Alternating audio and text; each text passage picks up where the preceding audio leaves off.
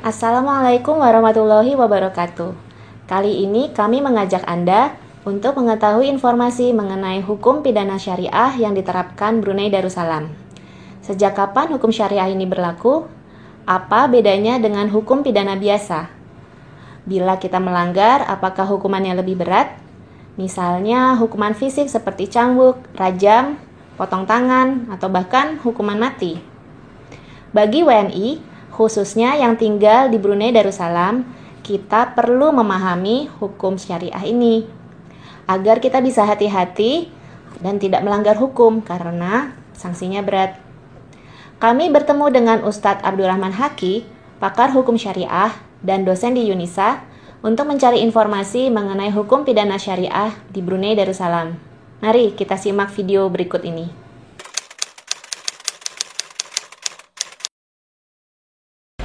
Baik, sejarah penerapan di sini di Brunei Darussalam mengenai undang-undang jinayah atau pidana Islam ini sebetulnya dimulai dari zaman Sultan ketiga Brunei, yaitu zaman Sultan Syarif Ali. Jadi Syarif Ali dari asasnya memang mau menerapkan agama Islam, tetapi secara bertulis dia akan dimulai pada zaman Sultan Hasan. Jadi pada abad ke-15, akhir daripada abad 15. Kemudian ia diterapkan lagi secara menyeluruh, yaitu pada zaman Sultan Jamalil Jabbar, daripada abad ke-16.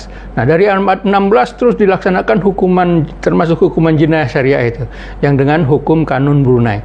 Yang hukum kanun Brunei itu di situ ada undang-undang perkawinan, ada undang-undang muamalat, dan juga ada undang-undang pidana Islam. Semuanya Islam di situ. Sampai proteksi Inggris datang tahun 1906, akhirnya Brunei mempunyai undang-undang sendiri, yaitu dengan adanya Court Enactment, yaitu Undang-Undang Mahkamah tahun 1908. Nah, dengan adanya 1908 ini, akhirnya hukum kanun Brunei sudah tidak dilaksanakan lagi, karena ikut dengan pemerintah Inggris. Nah, pada tahun 2013, artinya sudah 100 tahun lebih. Nah, sudah 100 tahun lebih, Brunei mau mengembalikan sovereignty-nya yang dulu itu, yang telah melaksanakan undang-undang pidana Islam itu. Nah, pada tahun 2013 tersebut akhirnya dikeluarkanlah undang-undang yang disebut dengan Perintah Darurat Hukuman Jinayah Syariah tahun 2013, dan dimulakan dipelaksanaannya pada tahun 2014. Jadi pada bulan April 2004. Tapi ia bertahap, tidak secara langsung, karena pertama sekali berkaitan dengan hukum kesalahan-kesalahannya, kemudian yang terakhir, fase yang terakhir yaitu berkaitan dengan hukumannya.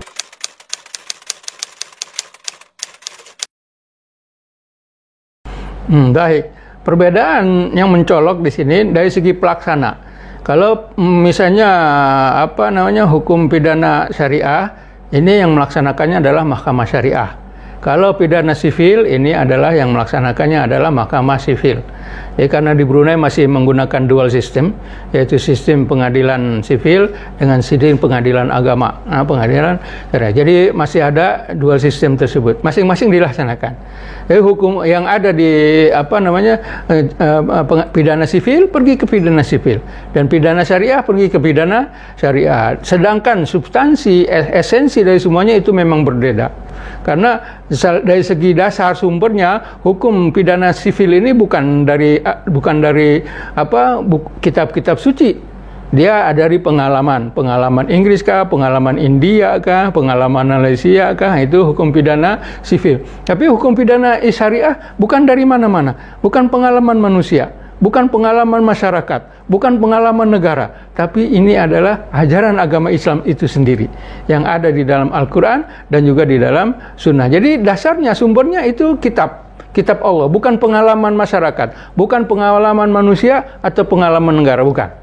Ini adalah, maka dari itu kita melihat kalau melaksanakan hukum pidana syariah tersebut, ia adalah sebagian daripada ibadah. Sebagian daripada ibadah yang diperintahkan oleh Allah Subhanahu wa Ta'ala. Sedangkan sivil ini adalah pengalaman manusia.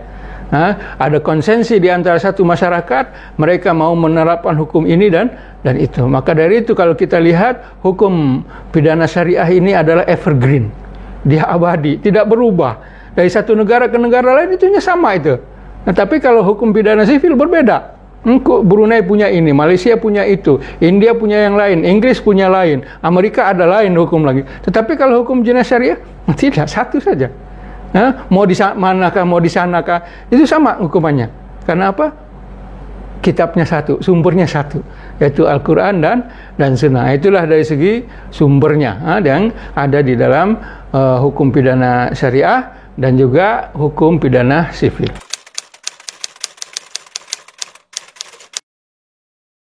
Baik, sedangkan untuk istilah-istilah atau contoh pelaksanaannya memang banyak. Tapi yang pertama sekali berkaitan dengan hukuman jinayah syariah menggunakan undang-undang baru tersebut, yang pertama sekali terjadi ini yang berkaitan dengan apa? Dengan merokok di dalam bulan puasa.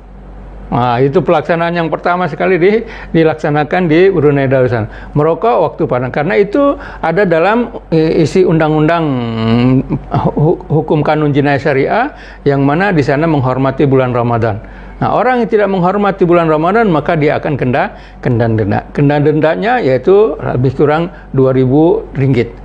Jadi itu yang pertama sekali terjadi, contoh kasus yang ada. Dan sekarang sudah mulai ada kasus-kasus lain di sana, seperti kasus-kasus khalwat, kasus-kasus minum arak, kasus-kasus curi, kasus-kasus seperti syarikoh tadi minum arak, itu sudah mulai juga. Nah, hanya sekarang karena apa? Dalam pelaksanaannya tersebut yang akan melaksanakan itu adalah mahkamah syariah.